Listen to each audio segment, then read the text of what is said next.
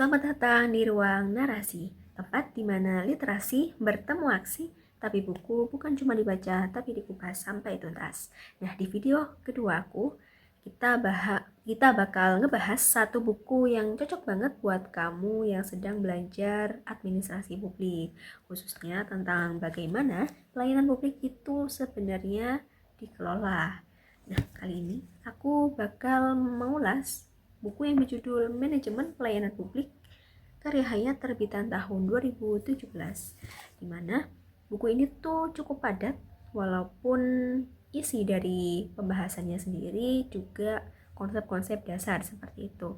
Tapi walaupun seperti itu sangat sistematis dan mudah dipahami, apalagi buat kalian para mahasiswa ataupun praktisi yang ingin ngerti secara utuh gimana konsepnya, tantangan, dan reformasi dalam pelayanan publik di Indonesia.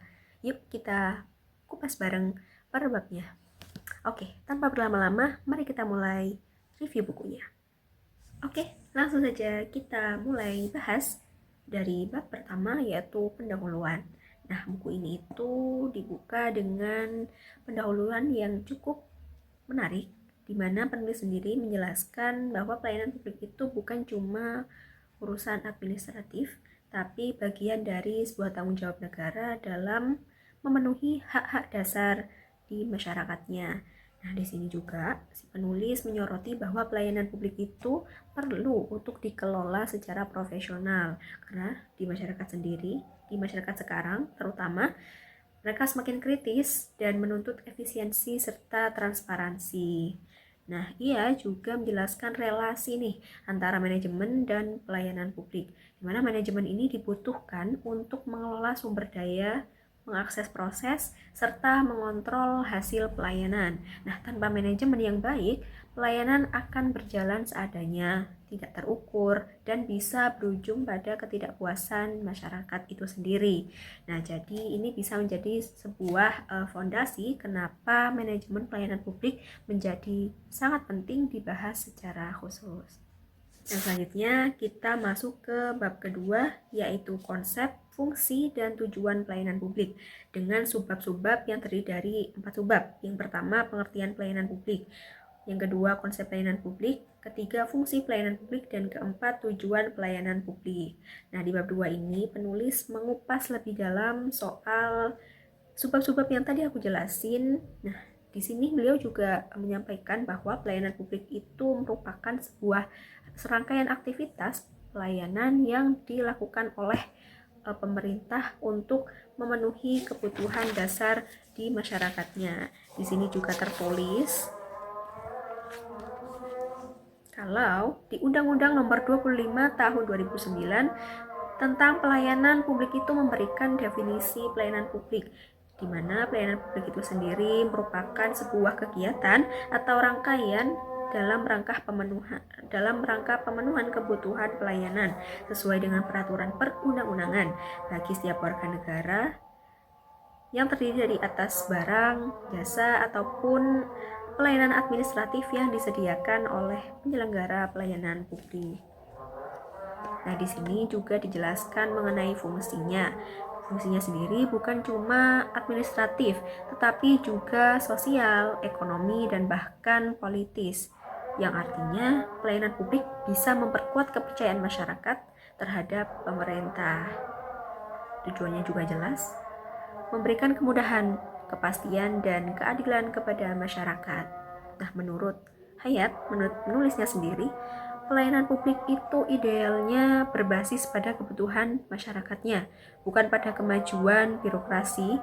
Nah, ini tuh penting banget sebagai refleksi untuk kita semua, karena ya seringkali yang terjadi di lapangan itu justru masyarakat yang harusnya menyesuaikan diri dengan sistem, bukan sebaliknya seperti itu.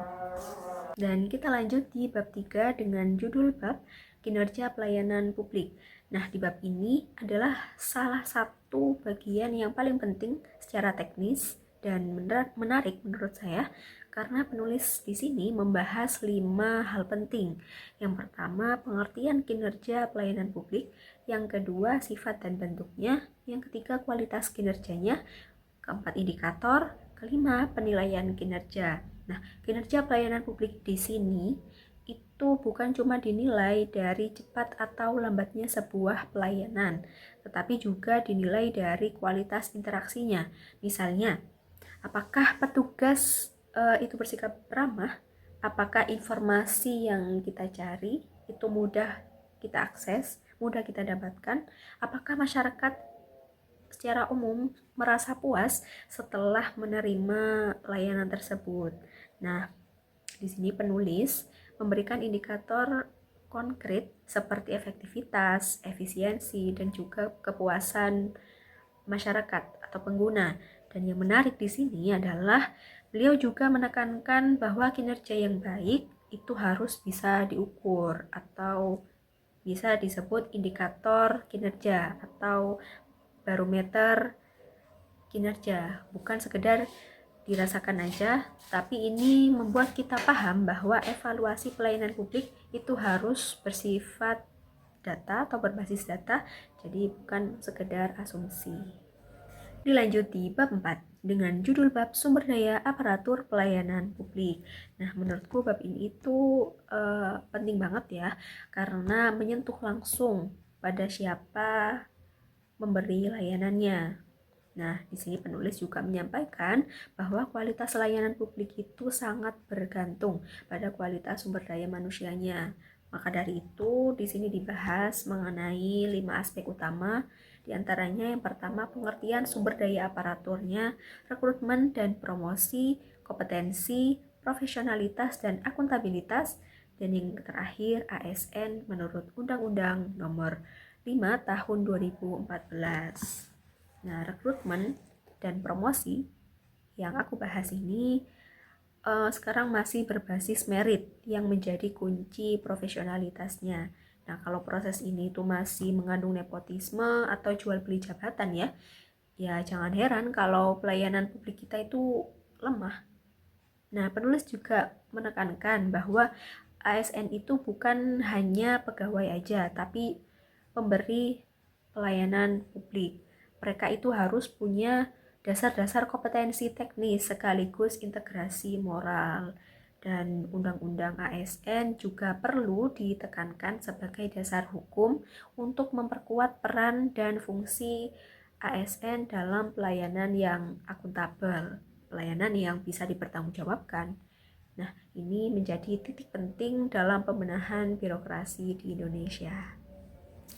Di bab 5 dengan judul bab reformasi birokrasi pelayanan publik.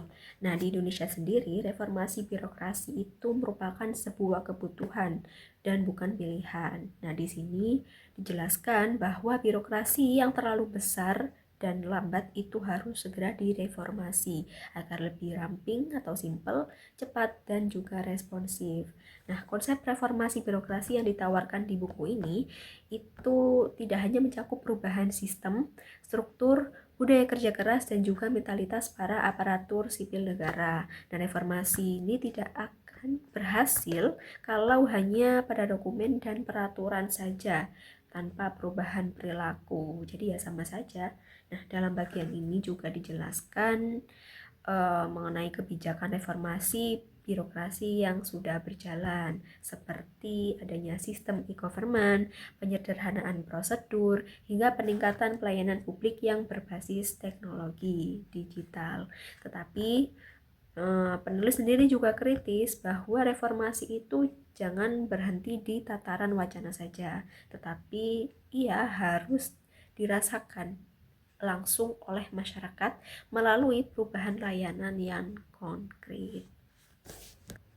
Baik, kita menuju di pembahasan terakhir, yaitu bab 6 dengan judul Good Governance.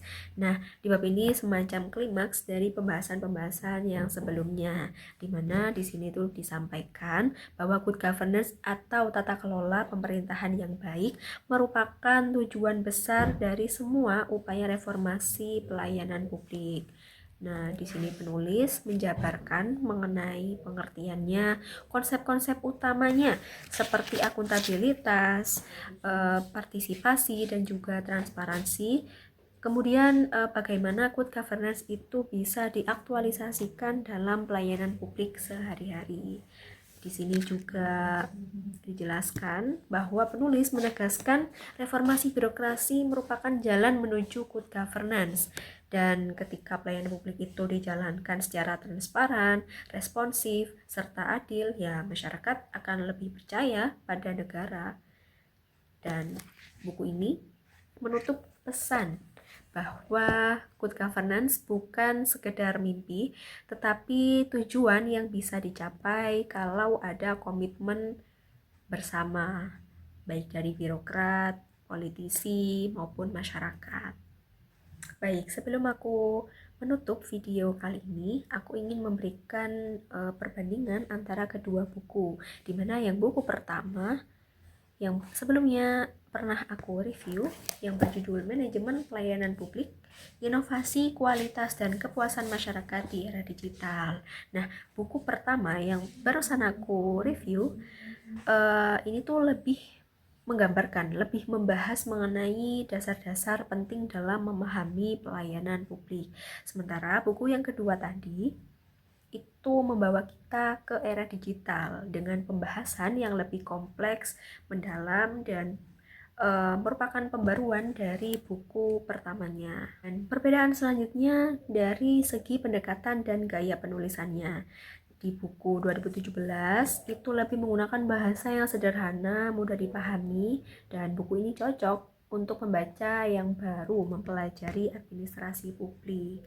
Sedangkan buku yang 2025 itu lebih menjelaskan, lebih mendalam, lebih analitis kritis, dan buku ini cocok untuk pembaca yang ingin lebih memahami secara dinamika pelayanan publik khususnya di era digital.